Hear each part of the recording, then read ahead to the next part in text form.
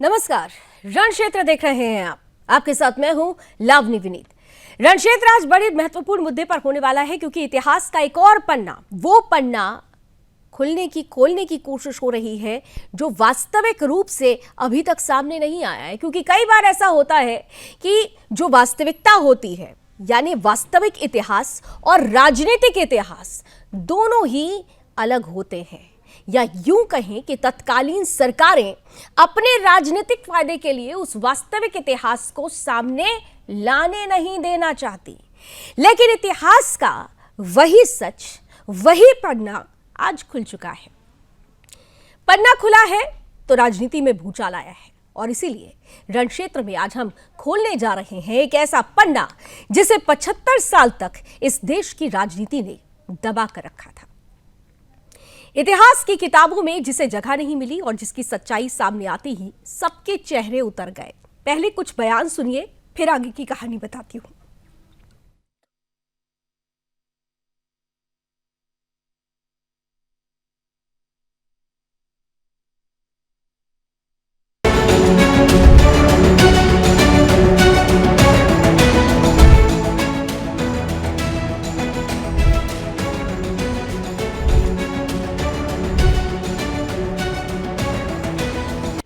जब पंडित जवाहरलाल नेहरू बाबरी मस्जिद के मुद्दे पर सरकारी खजाने से पैसा खर्च करने की बात जब उन्होंने छेड़ी थी, सरकारी खजाने से पैसा खर्च करके बाबरी मस्जिद बनवाई जानी चाहिए, उसका भी विरोध यदि किसी ने किया था तो गुजराती मां की कोख से पैदा हुए सरदार वल्लभ भाई पटेल ने ही किया था मेरे घर।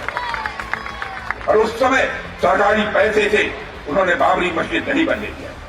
फिर नेहरू जी ने सोमनाथ मंदिर के पुनर्निर्माण का सवाल उठाया। नेहरू जी ने क्या कहा कि पुनर्निर्माण का सवाल उठाया, बड़े ही शांत भाव से सरदार ने शांत पर दृढ़ स्वर में इस बात को स्पष्ट किया, सोमनाथ मंदिर का मामला अलग है, वहां 30 लाख रुपए जनता ने दान दिए हैं, एक ट्रस्ट बनाया गया है और इस काम में सरकार का एक कौड़ी भी पैसा खर्च नहीं हुआ है, यह सरदार वल्लभ भाई पटेल ने। इसी तरह मेरे बहन भाइयों, अयोध्या में आज जो भव्य राम का मंदिर बनकर तैयार हुआ है, मैं आपको बताना चाहता हूं, सरकार के खजाने से एक पैसा खर्च नहीं हुआ है। सारा खर्च यदि किसी ने दिया है तो देश की जनता ने दिया है। यही पंथ निरपेक्षता, यही सेक्युलरिज्म की सच्ची परिभाषा है और सरदार पटेल ने इसे व्यवहार में अपने करके दिखाया है। उन्होंने कल वहां पे कहा कि उस वक्त पंडित जवाहरलाल नेहरू पब्लिक फंड से बाबरी मस्जिद का निर्माण करना चाहते थे और उस वक्त गुजरात के बेटे सरदार पटेल ने इसे रोका। ये भी रक्षा मंत्री को तो हम यही कहेंगे साहब, आप तो ऐसे न थे। बाकियों का तो समझ में आता है, बहुत पढ़े लिखे प्रधानमंत्री हैं, उनका समझ में आता है, जो बोल देते हैं, अब लोग हंसते हैं।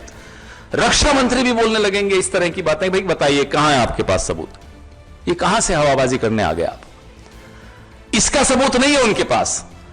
लेकिन यहां झंडेवालान में 800 साल पुराना मंदिर अभी कुछ दिनों पहले गिराया जा रहा है क्योंकि आरएसएस के मुख्यालय की पार्किंग बनानी है। इसका सबूत है हमारे पास।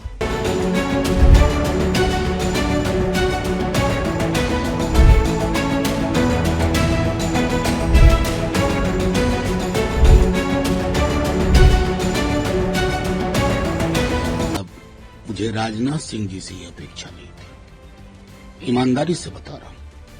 ये उस दौर के बीजेपी के नेता हैं जिनको सर्वाइवल के लिए इस तरह के साक्ष्यों, जिसका अर्ध सत्य असत्य में जो लिपटे हुए होते हैं, मुझे उम्मीद नहीं थी।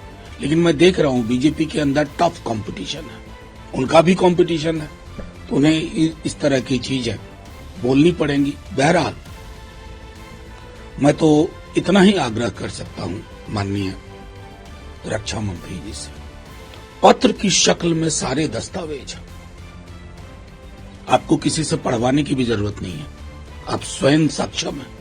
आप एक बार पढ़िए सारे खत जो उस दौर के हैं, इस विषय पर भी कई चीजें साफ हो जाएंगी।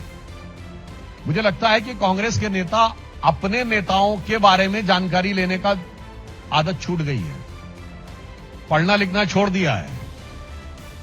नेहरू गांधी के बारे में भी उन्हें नहीं पता होता है। जो माननीय राजनाथ सिंह जी ने कहा है उसका सोर्स है the inside story of Sardar Patel, diary of Maniben Patel, page number 24। Again I am quoting the book, the inside story of Sardar Patel, the diary of Maniben Patel, और जिसमें 1936 से लेकर 1950 तक के उनके तमाम करेस्पॉन्डेंस के बारे में लिखा हुआ है। उसमें पेज नंबर 24 पे यह लिखा हुआ है, Nehru also raise the question of Babri Masjid, but Sardar made it clear that the government could not spend any money for building a mosque. He told Nehru that the question of reconstruction of Somnath temple was quite different, as the trust has been created for the purpose and about 30 lakhs rupees has been collected. Patel told Nehru that it was a trust of which Jam Sahib was the chairman and Munshi was just a member, and no government money was going to be used for the purpose. This silenced Nehru. 20th September 1950। अर्थात बहुत स्पष्ट है, मैं हिंदी में इसका सार संक्षेप कर देता हूं कि नेहरू ने बाबरी मस्जिद का विषय उठाया, सरदार पटेल ने उसका प्रतिरोध किया और उन्होंने कहा कि सोमनाथ के पुनर्निर्माण का विषय इससे बिल्कुल भिन्न है। वो एक प्राइवेट ट्रस्ट जिसकी अध्यक्षता जाम साहब ऑफ नवनगर, जो उस समय राज प्रमुख थे, उन्होंने किया है और मुंशी जी उसमें एक सदस्य हैं। सरकारी धन का कोई उपयोग नहीं हुआ है। 30 लाख रुपए प्राइवेट ट्रस्ट के द्वारा करे गए हैं। 20 सितंबर 1950, इसके बाद नेहरू जी शांत हो गए।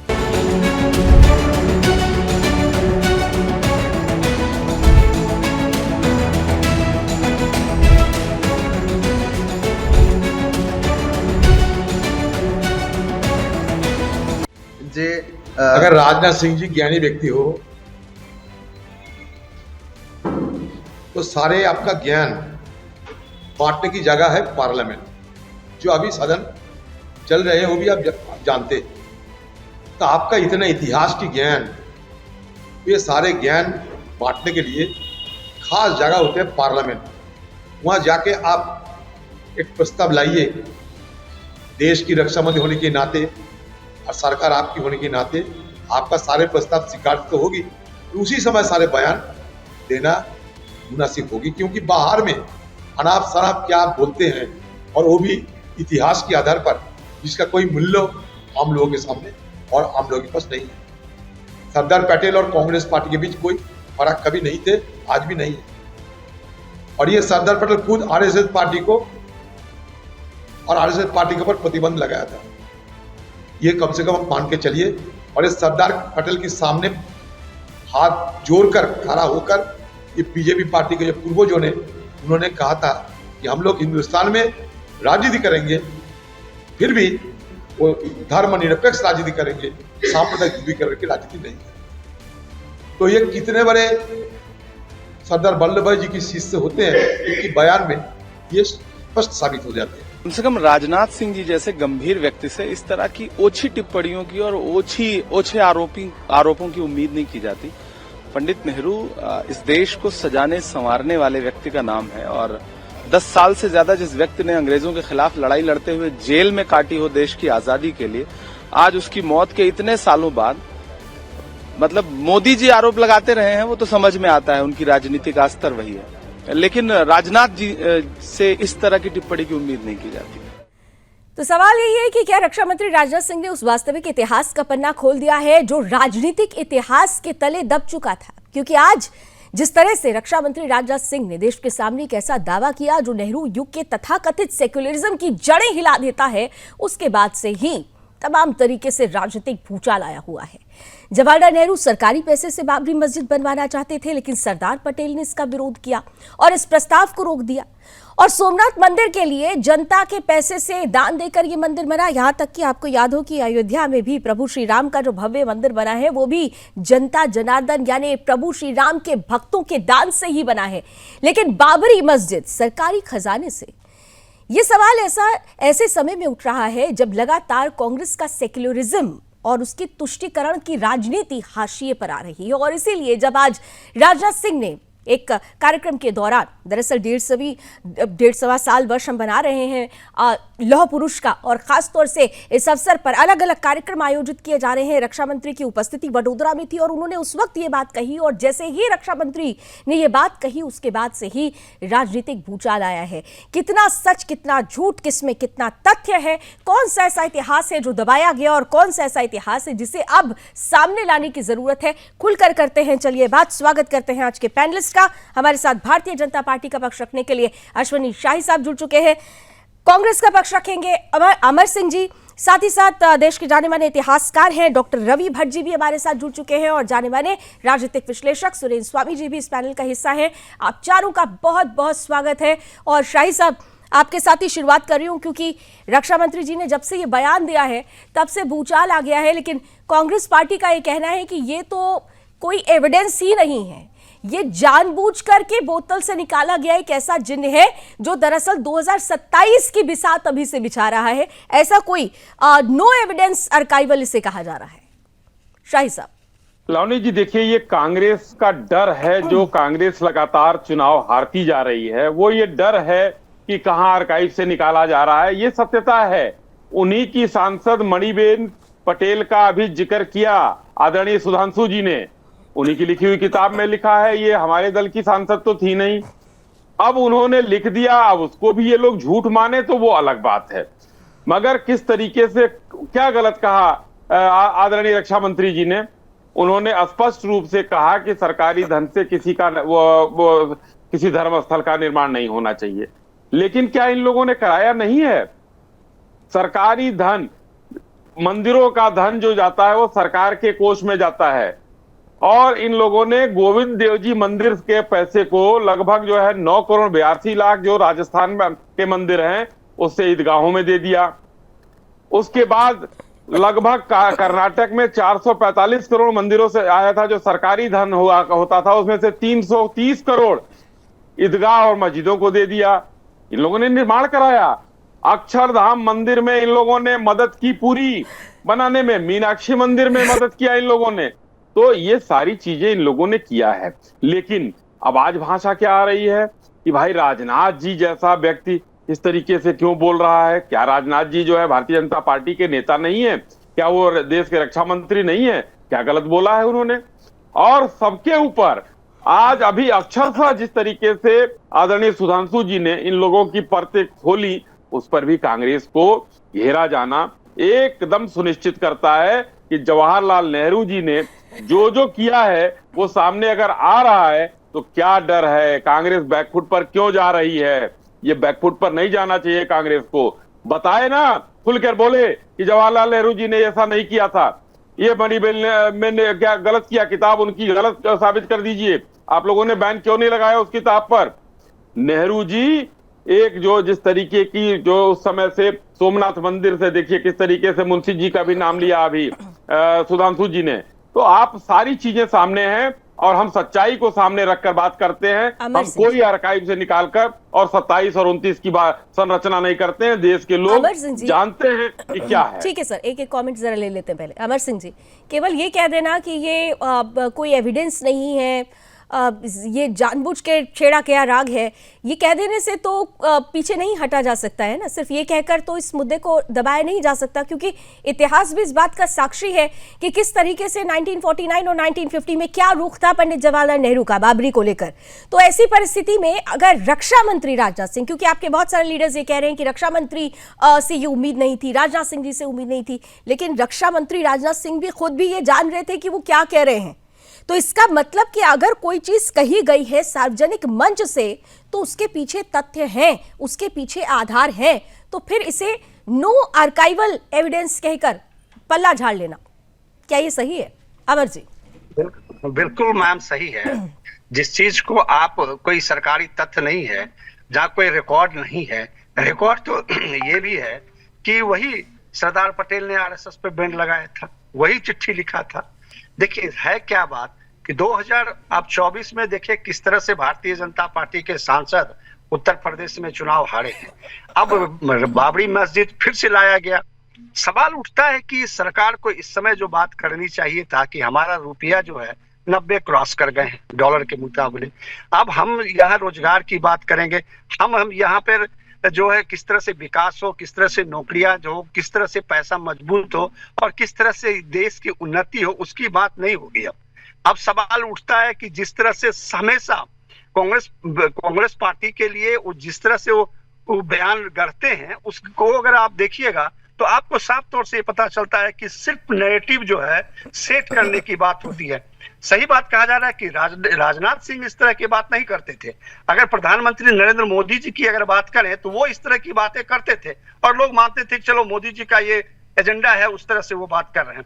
अब सवाल उठता है किन की बात कब कही गई। मुझे लगता है कि बाबरी मस्जिद जो बनी वो 1728 में बनाया गया था। एजेंडा तो फिर आपका भी क्लियर हो रहा है ना। आप कह रहे हैं कि प्रधानमंत्री का एजेंडा फिक्स है, तो राजनाथ सिंह जब कह रहे हैं तो भी बीजेपी से ही है, लेकिन दूसरी बात यह है कि आपका भी तो कुछ एजेंडा फिक्स है ना। अगर इस मसले पर भारतीय जनता पार्टी आरोप लगाती है तो केवल ये कहकर कि इसका कोई तथ्य नहीं है, ये कहकर पल्ला झाड़ लेना, इस बात से तो आप इनकार नहीं करेंगे ना कि साफ तौर पर 1949 से लेकर 50 तक नेहरू जी ने जो कहा था, मूर्ति हटवाने की बात की थी और तत्कालीन मुख्यमंत्री पंत साहब ने क्या कहा था, नहीं हो सकता। यानी वो जो सोच थी, वो सोच तो शुरू से ही चली आ रही थी ना। और उसके बाद मणिबेन की डायरी का जिक्र आना, जिस 24 नंबर पन्ने की बार बार बात हो रही है, क्या इसको आर्काइवल एविडेंस नहीं माना जाएगा अमर जी? बिल्कुल नहीं। अगर ये यहाँ लोग बैठे हुए हैं, ये बता दें मुझे, अरे नेहरू जी ने कहा था जब भाखड़ा नाला डैम बनाया तो उन्होंने कहा कि ये हमारा मस्जिद और मंदिर हमारा ये है, इससे हमारा देश की उन्नति होगी। उन्होंने ये कहा था। उन्होंने एम्स बनाया था तो ये कहा था कि ये हमारा मंदिर और मस्जिद था। उन्होंने आईएम बनाया तो ये कहा था कि हमारा मंदिर मस्जिद है। सवाल उठता है कि जब कब तोड़ा गया, जो मस्जिद तोड़ी गई, बाबरी मस्जिद, वो कब तोड़ी गई, अब बीच में वो बनाने कब लगे थे? अब ये आपका भी था, आप भी सोचना चाहिए आपको कि मस्जिद जब टूटी ही नहीं तो बना नेहरू कैसे रहे थे, कब टूटा गया? ये हाल के दिनों में 90 के दशक में जो मस्जिद तोड़ा गया, और उसमें मस्जिद तोड़ने के बाद सुप्रीम कोर्ट ने यह भी कहा है कि ये एक क्राइम है। खुद लाल कृष्ण आडवाणी कहा कि ये गलत हुआ है। तो क्या इस बात को आप लोग नहीं मानते हैं क्या? शाही साहब जवाब दीजिए। देखिए, कांग्रेस के प्रवक्ता जो है अटकाने भटकाने लटकाने में थे कि रुपया गिर गया, फ्रेजाइल 5 में आप लोग देकर गए थे देश को, वो उस पर मत आइए। बहस आज का लावनी जी ने रखा है कि किस तरीके से जवाहरलाल नेहरू जी और सरकारी पैसे से एक मस्जिद बनवाना चाहते थे, उस पर चर्चा रखी गई है, तो चर्चा उस पर करिए। आप लोग तो फ्रेजाइल 5 में देकर गए थे, उसकी बात ही मत करिए। और उस पर भी मैं आ जाता हूं थोड़ी देर में, पहले इसका जवाब ले लीजिए। नेहरू जी ने जब सरकारी पैसे से बाबरी मस्जिद, जबकि उसको बाद में वो या तो निर्माण स्थल था, रामचंद्र जी का जन्मस्थली थी, या बाद में विवादित ढांचा कहा गया, बाबरी मस्जिद कभी नहीं कहा गया था। उसको आप लोग गलत वो करते हैं क्योंकि उससे आप लोग उबर नहीं पाएंगे। तो नेहरू जी का जो भी प्रयास था उसको हम लोगों ने एकदम, आप कहिए ना मणिबेन पटेल जो है झूठी थी या कुछ और शब्द यूज कर लीजिए, मान लीजिए यही कन्फेस कर लीजिए, उन्होंने इस तरीके से क्यों लिखा, उनकी डायरी में ऐसे कैसे मिला? उनका डायरी जब्त करा दिए होते, बहुत सी किताबें जब्त हो गई हैं जिसमें एडमिना और नेहरू जी की बातें थी, सारा तो जब्त है आप लोगों का। उसको भी आप जब्त करा देते तो बात खत्म हो जाती। लेकिन अगर उसमें एविडेंस है तो उसको हम सत्य मानेंगे, क्योंकि आज नहीं लिखा गया है। भारतीय जनता पार्टी जो है उस समय नहीं थी, उस समय जब लिखा गया था तो जनसंघ रहा होगा। तो आप लोग क्यों उसको चीज को कर रहे हैं? जब वो कराना चाहते थे तो कराना चाहते थे, उन्होंने देश के लिए अक्षय चिन्ह दे दिया तो दे दिया। जी के पास में जाना चाहती हूँ। देखिए रवि जी, आरोप प्रत्यारोप का दौर तो शुरू हो चुका है, लेकिन बहुत सारी सच्चाई ये भी कहती है कि इतिहास में बहुत कुछ ऐसा दर्ज किया गया जो सहूलियत के हिसाब से, मतलब तत्कालीन सरकार ने अपनी सहूलियत के हिसाब से गढ़वाया, और बहुत सारे अभी ऐसे पन्ने हैं जो छिपे हुए हैं। क्या जो रक्षा मंत्री राजनाथ सिंह कह रहे हैं ये वही पन्ना है, ये वही सच है जो वास्तविक इतिहास है, लेकिन राजनीतिक इतिहास ने उसे ढक दिया? डॉक्टर रवि भट्ट जी, देखिए, एक बात बहुत स्पष्ट रूप से मैं बोलना चाहूंगा, और कुछ बातों से मैं आपकी वाकफियत रखता हूं जो भी आपने अभी कहा। इतिहास में पहली बात तो ये हम सब लोगों को समझ लेनी चाहिए कि इतिहास लेखन भारतीय परंपरा नहीं रही। इतिहास लेखन जो है वो बेसिकली ये पश्चिम से हिंदुस्तान के अंदर आया है और ईस्टर्न कंट्रीज के अंदर आया है लिखने का। तो हमारे यहाँ पर तो शुरू से ही जो इतिहास लिखा जाता था वो कोर्ट पोएट्स लिखते थे, कोर्ट पॉलिटिशियंस लिखते थे, कोर्ट हिस्टोरियंस लिखते थे। और कोर्ट पॉलिटिशियन जब भी लिखते थे तो जैसा कि भी आप कह रही थी कि वो हमेशा जो उस समय का प्रेजेंट जो रिजीम होती है उसको खुश करने के लिए और उसके साइड पे खड़े रहने का उनका हमेशा प्रयास रहता था। तो जब भारत को आजादी मिली, भारत की आजादी के बाद यहाँ पर प्रथम यहाँ पर जो शिक्षा मंत्री थे मौलाना आजाद थे, सबको मालूम है। और उसके बाद में यहाँ पर भी मैं ये नहीं कर रहा हूँ कि ऑर्गेनाइज एग्जिट किया गया, पर मेरे ख्याल से ये एक इतिहासकारों की भी कमजोरी रही है कि एक तरफ उनको थोड़ा सा लालच भी रहता था और एक तरफ एकेडमिक ऑनेस्टी रहती थी। तो उस केस के अंदर ये कोई इस बात को रूल आउट नहीं किया सकता है कि काफी एकेडमिक्स लोग जो भी थे वो भी जो सत्ता में लोग थे उनको खुश करने का प्रयास उन्होंने हो सकता है संभव है किया हो। अब आती बात इतिहास के, आपकी बात में मैं विशेष तौर पे आता हूँ। इतिहास भी मानव ज्ञान की जो अन्य अनेक क्षेत्र हैं जैसे तरीके से इतिहास में भी हमेशा कोई भी सत्य अंतिम सत्य नहीं होता है और ये हमेशा एक सतत रिसर्च का शोध का विषय होता है। इसीलिए आप देखिए इतिहास हमेशा जो नई नई रिसर्च से नए नए फैक्ट्स आते हैं। जैसे कि मैं अभी आपको एग्जांपल देना चाहूंगा, यहाँ पर लॉर्ड महावीर जो थे जैन के, उनका धर्म स्थल, उनका निर्माण स्थल क्या माना जाता था? उनका जन्म माना जाता था वैशाली के पास और नालंदा के पास उनका पाडू नगरी जो है उसको अलग अलग नाम से नगरी कहते हैं, कभी पुरी कहते हैं, माना जाता है वहां उनको निर्माण हुआ। लेकिन अभी जो है, अभी आपने देखा होगा कि अब उत्तर प्रदेश के अंदर कुशीनगर जो है उसके अंदर वहां से करीब 22 किलोमीटर दूर फाजिल नगर एक है, वहां पर उनका निर्माण स्थल माना जाने लग गया है नई रिसर्च के हिसाब से। और ये जैन लोग खुद, जैन लोग इतिहासकार वो जिन्होंने विशेषकर जैनिज्म पे फोकस किया, वो नया एक तथ्य लेके आए हैं। तो नया तथ्य अगर कोई हमारे सामने आता, चाहे राजनाथ के जी के माध्यम से आए या किसी और माध्यम के से आए, तो हमें उसको गंभीरता से लेना चाहिए। इसलिए विशेषकर राजनाथ जी ने जब ये बात कही है कि cutting across the party line, जो जितनी राजनीतिक दल है उन सब दलों के जो प्रमुख नेताओं का अगर एक लिमिटेड एक ग्रुप बनाया जाए तो उनमें से राजनाथ भी आएंगे, जो खाली जनता पार्टी की बात नहीं है। तो अगर उन्होंने कोई बात कही है तो उस बात को गंभीरता से लेना चाहिए और इस विषय में और भी फर्दर शोध होना चाहिए। उसको केवल इसलिए डिसमिस कर देना कि वो अपने राजनीतिक लाभ के लिए बोल रहे हैं, चलिए हो सकता है राजनीतिक लाभ के लिए बोल रहे हो, लेकिन अगर उन्होंने बोला है तो इसके पीछे आधार और तथ्य होता है। लेकिन सवाल ये है सुरेंद्र स्वामी जी, कि आपको लगता है कि जिस समय का जिक्र रक्षा मंत्री राजनाथ सिंह कर रहे थे, उस समय की परिस्थिति और आज की परिस्थिति में बहुत बदलाव आ चुका है, लेकिन जब वो उस समय की बात करते हैं तो ये भी क्या सच्चाई है कि उस समय बहुत सारे ऐसे पन्ने थे, जो सरकारी फाइल्स के भी कुछ ऐसे पन्ने थे जो कि क्लासिफाइड कर दिए गए और कई तरीके से जो सच सामने आना चाहिए था उसे पीछे रखा गया। शायद आज मणिबेन की डायरी का वो पन्ना जब खुलता है और उस पन्ने से वो तथ्य निकलकर सामने आता है तो कांग्रेस की बेचैनी लाजमी है। नहीं, ये तो देखिए स्पष्ट बात है कि जो मणिबेन पटेल ने अपने फादर के साथ कन्वर्सेशन और उनके लेटर्स के आधार पर जो किताब लिखी थी वो आज तो लिखी नहीं गई है, दशकों से वो किताब मौजूद है, उसमें ये लिखा हुआ है। और ये बातें कोई आर्काइव्स की और कोई कॉरेस्पॉन्डेंस की नहीं होती हैं। ये जब लोग रिटायर होने के बाद अपनी किताबें लिखते हैं या अपने बच्चों से जो डिस्कशन होता है उनके बच्चे लिखते हैं, जैसे अभी प्रणब मुखर्जी की बेटी ने अपने फादर के साथ क्या बात हुई उस पर उसने अपनी किताबें लिखी हैं, तो वो उस पहलू को उजागर करता है जो आपको सरकारी दफ्तरों की फाइलों में नहीं मिलते हैं। वो एक कन्वर्सेशन होता है लीडर्स के बीच में, तो उसी कन्वर्सेशन को लिख के उन्होंने लिखा है कि उन्होंने कहा था कि भाई बाबरी मस्जिद को आप सरकारी खर्चे से बनाइए। उन्होंने मना किया तो उन्होंने कहा कि भाई आप सोमनाथ मंदिर कैसे बना रहे हैं, तो उन्होंने बात एक्सप्लेन करी। अब नेहरू जी की मानसिकता क्या थी आप इसको समझेंगे तो आपको समझ में आ जाएगा। जब रामलला प्रकट हुए बाबरी मस्जिद के उस ढांचे में, तब क्या हुआ था आपको मालूम है? उन्होंने पूरा वहां पे हंगामा कर दिया था। उन्होंने रिपोर्ट मांगी उत्तर प्रदेश सरकार से, उस समय नायर कलेक्टर थे IAS अफसर। उन्होंने कहा कि ये मूर्तियां आप हटवाइए यहाँ से, उन्होंने मना कर दिया तो उनको हटा भी दिया गया, तो उन्होंने रिजाइन कर दिया, फिर उन्होंने ताले लगवा दिए। तो ये जो बातें हैं, ये बातें तो सबको मालूम है। तो ये एक मानसिकता दर्शाती है ना। आपने सोमनाथ मंदिर के उद्घाटन में जाने वाले मंत्रियों को मना कर दिया कि कोई वहां पे नहीं जाएगा। आप राजेंद्र प्रसाद जी चले गए तो उनको दोबारा आपने नॉमिनेट नहीं किया। तो ये सब बातें इस परिवार की बताती हैं कि उन्हें बाबर से कितना प्यार था और राम से कितनी नफरत थी। क्योंकि बाबर तो राम से जुड़े ना, बाबरी मस्जिद राम मंदिर की जगह थी, बनाई गई राम मंदिर को तोड़ के।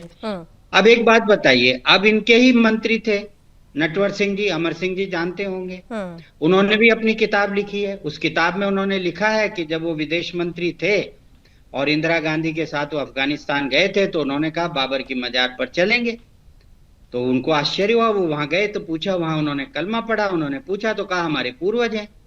उसके बाद वहां राजीव गांधी भी जा चुके बाबर की मजार पे, वहां पे राहुल गांधी भी जा चुके हैं, वहां पे प्रियंका गांधी भी जा चुकी हैं। तो ये तो रिकॉर्डेड है।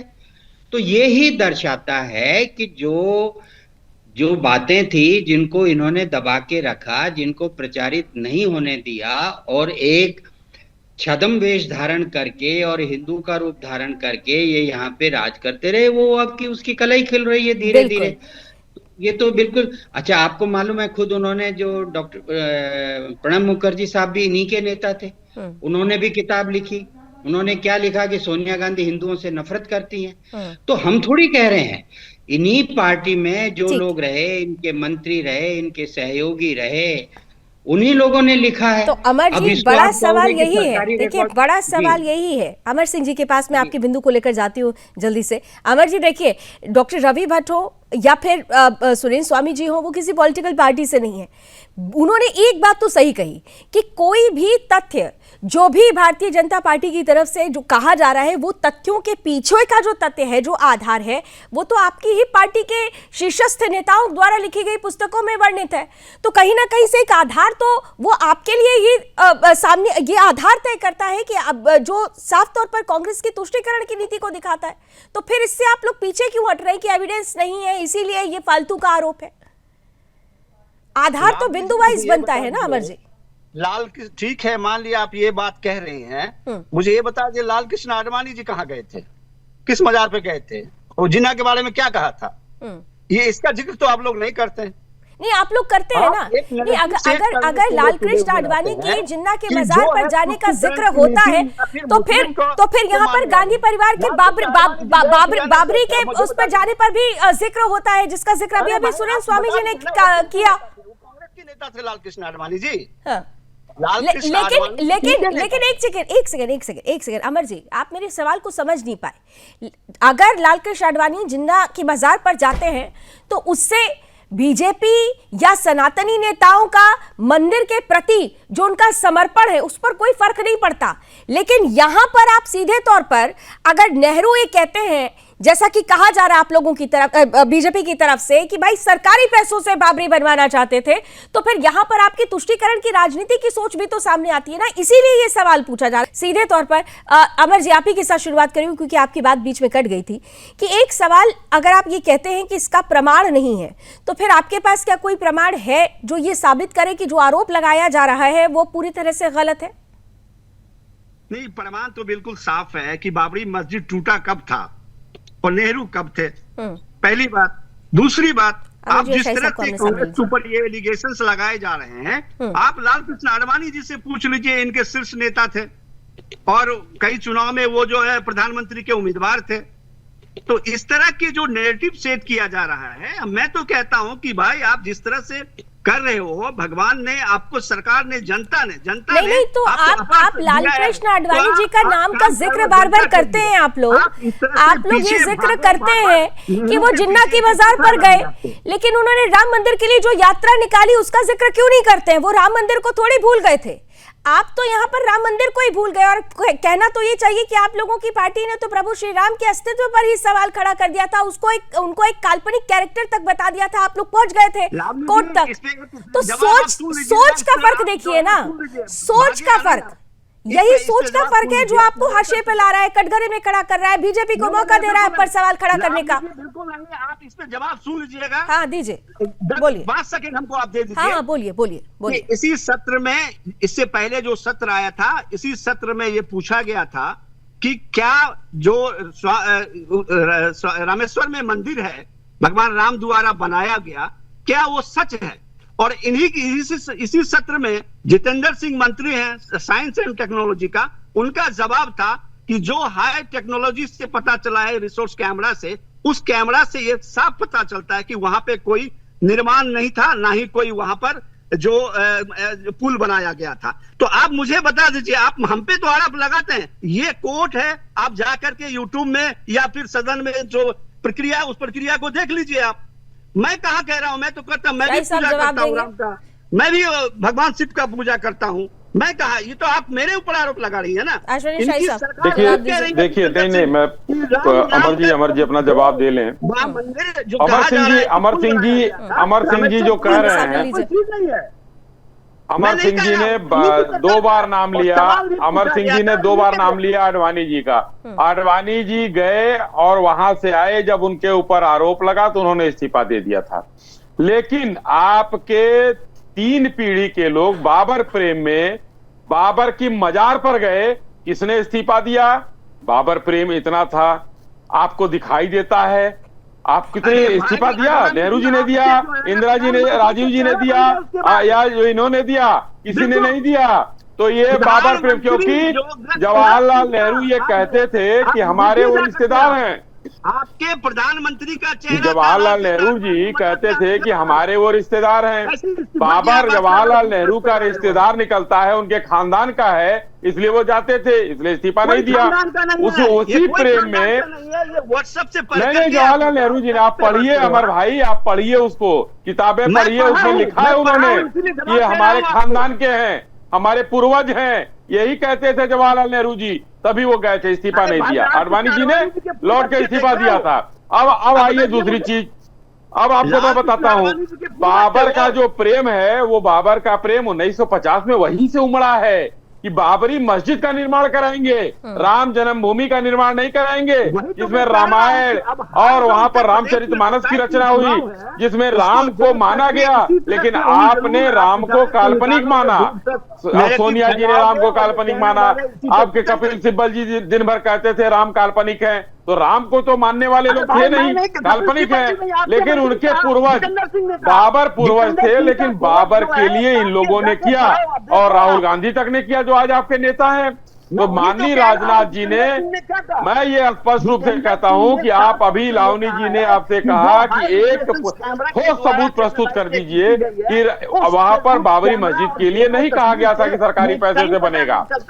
आपके प्रधानमंत्री मुसलमानों को, अल्पसंख्यकों मुसलमानों को पहला हक दे रहे थे ना, उसी तरीके से वो बाबरी मस्जिद बनवाना चाह रहे थे। आप लोग बाबर प्रेम, रवि जी के पास जाते बाबर प्रेम, उन्होंने कहा था, प्रधानमंत्री मनमोहन सिंह ने कहा था कि सबसे पहले जो भारतीय संस्था है या फिर भारत की जो भी संपत्ति है, उस पर सबसे पहला अधिकार महिलाओं का है। अमर जी एक सेकंड, आप यहाँ बैठकर लाख डिफेंड कर लें कि आपकी पार्टी ने तुष्टीकरण की राजनीति नहीं की सेक्युलरिज्म के नाम पर, तो ये ना आप खुद अपने साथ ही बेईमानी करेंगे, क्योंकि तुष्टीकरण की राजनीति की बात जब भी आती है, कांग्रेस का नाम सबसे आगे आता है, और यही वजह है कि आप लोग आज हाशिए पे चले गए। आप भूल गए कि 2014 में, अरे अमर जी सुनिए 2014 में जब आपकी पार्टी सिमट गई थी, तो आपके ही पार्टी के नेता A.K. एंटनी साहब ने कहा था कि अब तक कांग्रेस ने जो किया, देश के बहुसंख्यकों को नजरअंदाज किया, देश के धार्मिक हिंदू और हिंदुत्व को नजरअंदाज किया, उसका ये असर है, उसका आकलन करना जरूरी है कांग्रेस को। और अभी भी आप लोग वही काम कर रहे हैं, इसलिए कुछ चीजें समझने की जरूरत है। खैर, आप दोनों से मैं एक चीज कहूंगी, एक चीज से मैं बिल्कुल सहमत नहीं होती हूं, जब आप लोग कहते हैं कि आपका प्रधानमंत्री, तो मैं क्लियर कर दूं कि प्रधानमंत्री देश का होता है, ना मेरा है ना आपका है, प्रधानमंत्री सबका है। बहरहाल डॉक्टर रवि जी, सीधे आपके पास आते हुए, एक बात तो जिस तरह से इतिहास की बात कही जा रही है, देश के प्रधानमंत्री थे जी मैं जरा रवि जी के पास जाती हूँ, डॉक्टर रवि भट्ट जी, क्योंकि आप देखिए ये धर्म युद्ध है, और ये धर्म युद्ध केवल पॉलिटिकल पार्टीज के बीच का नहीं है, बल्कि इसे अब कहना चाहिए साहित्य युद्ध, क्योंकि इतिहास बहुत कुछ अभी भी ऐसा है जो हमारी पीढ़ी के सामने, वर्तमान पीढ़ी के सामने आना चाहिए। अभी तक तो हमें अकबर द ग्रेट ही पढ़ाया गया था, लेकिन सच क्या था वो धीरे धीरे सामने आ रहा है। ठीक इसी तरह बहुत सारे ऐसे पॉलिटिकल जो एविडेंस है, जो पॉलिटिकल सच है, राजनीतिक सच है, अब उसके पन्ने भी खुलने चाहिए। खैर, विचारधाराओं की यहां पर बात करते हैं। क्या आपको लगता है कि नेहरू जी की विचारधारा या सरदार पटेल की विचारधारा, धार्मिक स्थलों को खासतौर से लेकर, दोनों की विचारधाराओं में एक बहुत बड़ा अंतर था, और यही वजह है कि आज वही अंतर प्रमाण के रूप में भारतीय जनता पार्टी देश के सामने रखकर कांग्रेस को हाशिए पर ले रही है? डॉक्टर रवि भट्ट जी, यहाँ पर मैं आपको बता दूं, जहां तक धार्मिक आस्था के अंदर फर्क की बात है, अंतर की बात है, आप एक ही परिवार के अंदर आप देख लीजिए फर्क है। एक ही परिवार के अंदर आपको नास्तिक भी मिल जाएंगे, आस्तिक भी मिल जाएंगे। एक शिव जी की पूजा करेंगे तो दूसरे के राम की पूजा करेंगे, तीसरे गणेश जी की पूजा करेंगे। तो ये धार्मिक जो अंतर होता है, धार्मिक आस्था का अंतर, तो बहुत स्वाभाविक है। और इंटरफेथ, ये तो एक धर्म की बात हुई, और दूसरे धर्म को लेकर तो आस्था नहीं, मैंने स्थलों की बात की, जो धार्मिक स्थल है उनको लेकर, क्योंकि एक तरफ सोमनाथ मंदिर की बात होती है तो ये जिक्र आता है कि पटेल साहब ने कहा कि ये जनता के दान से बना, और ये देखिए अयोध्या प्रभु श्री राम मंदिर का निर्माण भी देश के राम भक्तों ने, विश्व के राम भक्तों ने ही करवाए, सरकार ने नहीं उसे बनवाया है। लेकिन यहाँ पर जो आरोप लगाया गया कि सरकारी पैसे से नेहरू जी चाहते थे कि बाबरी बनवाई जाए, इस सोच की बात मैं कर रही हूँ। इस सोच की बात में तो ये मैं क्या सोचता हूँ वो माने नहीं रखता है, पर इतिहास क्या कहता है। और इतिहास के अंदर अगर जब कभी भी किसी भी इतिहास के अंदर कोई दो फैक्ट्स होते हैं, एक होता है प्राइमरी फैक्ट्स, एक होता है सेकेंडरी फैक्ट। तो सेकेंडरी फैक्ट्स जब कभी भी आपके हाथ में आता है तो बुक्स हमेशा सेकेंडरी फैक्ट्स होती है।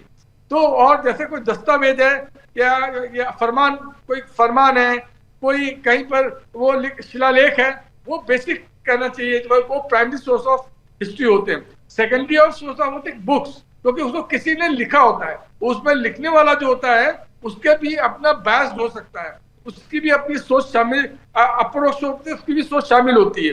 लेकिन सेकेंडरी सोर्स बहुत आसानी से मिलते हैं। सेकेंडरी सोर्स को लेके फिर फर्दर रिसर्च की आवश्यकता होती है।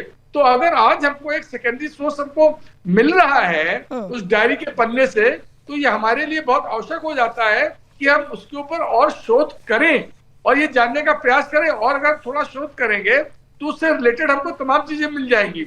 और यहाँ पर एक बात और भी हमको ध्यान में रखनी चाहिए, जैसा कि आपने अभी कहा था कि जो वर्तमान जिस समय का इतिहास होता है, उस समय के इतिहासकारों को के ऊपर काफी दबाव होता है वर्तमान राजतंत्र का। तो इसकी वजह से बहुत चीजें नहीं भी लिखी जा पाती हैं, लेकिन वो ओरल हिस्ट्री का पार्ट होती है। और as on date oral history पूरी दुनिया के अंदर इतिहासकारों ने उसको बहुत ही महत्वपूर्ण मान लिया है, और विदेश की तमाम यूनिवर्सिटीज के अंदर उसकी सीट्स भी स्टैब्लिश हो गई है। तो हमें अपने ओरल हिस्ट्री को भी we should take into the perspective of the oral history. We should talk about the secondary sources, और उन सोर्सेज के बल पे हमें शोध करने की बहुत ज्यादा की जरूरत है। लेकिन बहुत सारी ऐसी चीजें होती हैं, आप सुरेंद्र स्वामी जी, ये तो सत्य है कि शोध होता रहना चाहिए। अगर ये पन्ना भी खुला है तो इस पर भी अब जिक्र होना चाहिए। लेकिन कुछ ऐसे पन्ने हैं वो तो डॉक्यूमेंटेड है। बाबरी का जब जिक्र आता है, कांग्रेस थोड़ी सी असहज होती हुई नजर आती है, क्योंकि यहाँ पर उनके ऊपर मुस्लिम अपीजमेंट का आरोप लगता है। सुरेंद्र स्वामी जी, मेरा सवाल आपसे है, तो सवाल ये है कि आपको याद होगा कि बाबरी ढांचे को जब ध्वस्त किया गया था, उस वक्त पीवी नरसिम्हा राव ने भी एक स्टेटमेंट दिया था, और ये डॉक्यूमेंटेड है। अगर मैं गलत होंगी तो आप मुझे राइट भी कर सकते हैं प्लीज, लेकिन ये डॉक्यूमेंटेड है कि उन्होंने कहा था कि अब इसको बनवाने की जिम्मेदारी सरकार की है। तो सोच देखिए कांग्रेस की, ये तो चीजें सोच डॉक्यूमेंटेड अगर है तो उसी आधार पर अगर आज ये आरोप लगता है कि बाबरी को लेकर क्या सोच थी पंडित नेहरू की, तो उस पर तो कहीं ना कहीं से एक बल मिलता हुआ नजर आता है, क्योंकि सोच के बीज तो बहुत पहले से ही बो दिए गए थे। नहीं लावनी जी, जैसे मैंने आपको सीक्वेंसिंगली बताया कि किस तरह से बाबरी के प्रति प्रेम और राम का जो मंदिर है उसके प्रति इनकी जो अनिच्छा रही, वो सबके सामने जग जाहिर है। चाहे वो राम सेतु को काल्पनिक बनाना हो, राम को काल्पनिक बताना हो, राम मंदिर नहीं जाना हो, बाबरी के लिए प्रयास करना हो, नेहरू जी का कलेक्टर को कहना हो कि आप मूर्तियां हटवाइए, उसके नहीं हटवाने पे उसको सस्पेंड करना, उसका रिजाइन करना, ये सब बातें सबके सामने हैं। मेरा ये मानना है कि जब देश का बंटवारा हुआ था तो वो एक बहुत बड़ी साजिश हिंदुओं के खिलाफ थी। एक इस्लामिक राष्ट्र की नींव रख दी गई और दूसरी ओर भारत में गजवाए हिंद के लिए इन्होंने कार्यक्रम शुरू कर दिए। आप 50-60 साल के इतिहास में एक ऐसा कानून कांग्रेस बता दे, इनके प्रवक्ता यहाँ बैठे हैं, जो हिंदुओं के हित में था। और मैं आपको मुसलमानों के हित के अभी बैठे बैठे 5-7 कानून बता देता हूं। इन्होंने वक्फ का कानून बनाया, इन्होंने हिंदुओं के अगेंस्ट हिंदू कोड बिल बनाया, मुसलमानों के लिए नहीं बनाया। इन्होंने सिविल सिस्टम में कानून को लागू नहीं किया, शरिया को चलने दिया। पर्सनल सिस्टम में इंदिरा गांधी ने मुस्लिम पर्सनल लॉ बोर्ड बनाया। इन्होंने हमारे मंदिरों का अधिग्रहण किया, मस्जिदों का अधिग्रहण नहीं किया। इन्होंने कहा कि 1947 के बाद जो स्ट्रक्चर है वो वैसी रहेगी, लेकिन वक्फ की भूमि अगर 1000 साल पुरानी भी है तो मुसलमानों की रहेगी। इन्होंने एएसआई बनाया जिसमें सारी मज़ारें, सारे टूटे फूटे अवशेषों को खंडित करने इन्होंने रखने की कोशिश की। तो ये प्रवृत्ति थी कि धीरे धीरे भारत को गजवाए हिंद की तरफ ले जाना है पाकिस्तान के बाद। उसी दिशा में कांग्रेस की लीडरशिप काम करती रही और जो कांग्रेस के उसमें कार्यकर्ता हैं, उनके नेता हैं, वो उसी बहाव में उनके साथ चलते रहे सत्ता के लालच में। अब मैं आपको एक बात और बताना चाहता हूँ। 20 सेकंड सर प्लीज। जी आप ये देखिए कि जब भी ये बात उठती है, अब स्थिति आज पॉलिटिकल क्या हो गई है। बिहार का चुनाव आपने देख लिया। बिहार का चुनाव एसआईआर की वजह से नहीं आ रही है विपक्ष, ये इसलिए आ रही है कि अब हिंदुओं को इनकी पोल खुल रही है, वो सामने आ रही है। गांधी क्या कहते थे, नेहरू क्या कहते थे, इंदिरा क्या कहती थी, मनमोहन सिंह क्या कहते थे, और मौजूदा भी इनके नेता, चाहे वो रेवंत रेड्डी हो चाहे सुक्खू हो, वो क्या कह रहे हैं, तो हिंदुओं को समझ में आ रहा है, तो हिंदू एकजुट हो रहा है। दूसरी तरफ जो मुसलमान है वो भी ये सोच रहा है कि भाई कांग्रेस के साथ रहने से कोई फायदा नहीं है, ओवैसी की तरफ चले जाएं। ठीक है, और यही कारण है कंसोलिडेशन तो हुआ है, लेकिन ठीक है चलते चलते जल्दी जरा अमर जी और अश्विनी जी को समय देना चाहती हूँ। अमर जी बहुत जल्दी से, देखिए बड़ा साधारण सा सवाल है, अगर ये सत्य है और सत्य है तथ्यों के साथ, प्रमाणों के साथ है कि मुस्लिम अपीसमेंट को लेकर आप लोगों ने बहुत सारे काम किए हैं, आप ये आरोप लगाते हैं कि भाई भारतीय जनता पार्टी हिंदुओं की पार्टी है, हिंदुओं की बात करती है, तो मुस्लिम अपीसमेंट तो आप लोगों ने भी किया, तो बाबरी के नाम पर, बाबरी का नाम जब आए तो इतने असहज क्यों हो रहे हैं? एक्सेप्ट कीजिए, ये असहजता ही आप लोगों को सवालों में खड़ा कर रही है। मतलब ना इधर जाना चाह रहे हैं ना उधर जाना चाह रहे हैं, आप लोग कंफ्यूज हो गए, मुझे लगता है ऐसे। वही तो मैं कह रहा हूं कि कांग्रेस कब कहती है कि भारतीय जनता पार्टी हिंदुओं की पार्टी है, कब कही है? बता दीजिए मुझे आप। नहीं, जिस तरीके के आरोप लगते हैं, जैसे आरोप तो यही लगाए जाते हैं ना, बिल्कुल नहीं, अक्सर आप लोग यही आरोप लगाते हैं। बिल्कुल नहीं, आपके नेता, अगर मैं सिर्फ यही, मेरा कहना है कि जो संविधान ने राइट दिया है उस संविधान के अनुसार इस देश में सबका अधिकार है, मैं ये कह रहा हूं। तो संविधान ने ये अधिकार तो नहीं दिया था ना कि सरकारी खजाने से कोई बाबरी बना दे, संविधान ने ये अधिकार तो नहीं दिया, संविधान ने ये अधिकार तो नहीं दिया था ना, जिसका जिक्र है, जो पन्ना अभी खुला है उसकी बात कीजिए ना, उस पर क्यों नहीं आ रहे हैं आप लोग? मैं इसीलिए तो कह रही हूँ कि आप असहज हो रहे हैं, आप लोग कंफ्यूज हो गए हैं। अश्विनी शाही साहब, आरोप ये लग रहा है कि आप लोग दरअसल 2027 के लिए अभी से बिसात बिछा रहे हैं। जल्दी से लास्ट कमेंट सर। देखिए 27 की बिसात क्या, 100 चुनाव हारने वाले राहुल गांधी जी 99 के फेर से उबर नहीं पाए हैं, हम लोग बिसात क्या बिछाएंगे? जनता ने बिसात बिछा दिया है। एक इनोवा की सीट पर बैठने लायक बिहार में नहीं छोड़ा इन लोगों को, तो ये लोग कुछ भी कह सकते हैं, लेकिन मैं स्पष्ट रूप से कहना चाहता हूं, राजनाथ जी ने जो कहा है, रक्षा मंत्री जी का ये लोग जवाब दें और तर्कों के साथ उसको काटें। ठीक, दो चीजें सामने आ रही हैं। नेहरू जी ने बाबरी मस्जिद का निर्माण के लिए कहा और सोमनाथ मंदिर को न बनाने के लिए कहा। स्पष्ट हो जाता है कि इनका झुकाव कहां था और इनके पुरखे कौन थे। चलिए, बहुत बहुत धन्यवाद, आप सभी हमारे साथ रुके और अपनी अपने मन की बात साझा की, लेकिन इतना जरूर है कि जब बात निकली है तो दूर तलक जाएगी, और यही वजह है कि जब बाबरी का जिन एक बार फिर से निकला है तो ये कहा जा रहा है कि ये बहुत बड़े बड़े इतिहास के पन्ने जो अभी तक दबे हुए थे वो पन्ने खुलेंगे और उससे वो सच्चाई सामने आएगी जो अब तक भारत की अस्मिता पर प्रहार करने का सबसे बड़ा ढाल बन रही थी। दरअसल उनके लिए कब एक बड़ा ढाल आएगा, क्योंकि सच सामने आएगा और सच वो होगा जिसे छिपाया गया, तो हम भी इंतजार करते हैं कि किस तरह से राजनीतिक ऊंट करवट बदलता है इस मुद्दे के सामने आने के बाद से, और कौन से सच हैं जो अभी दबे हुए हैं जिन्हें निकलने की जरूरत है, वो कब सामने आएंगे, हमारी नजर भी बनी रहेगी। फिलहाल रण क्षेत्र में अभी बस इतना ही। देश और दुनिया की तमाम खबरों के लिए आप जुड़े रहिए सुदर्शन न्यूज के साथ। जय हिंद।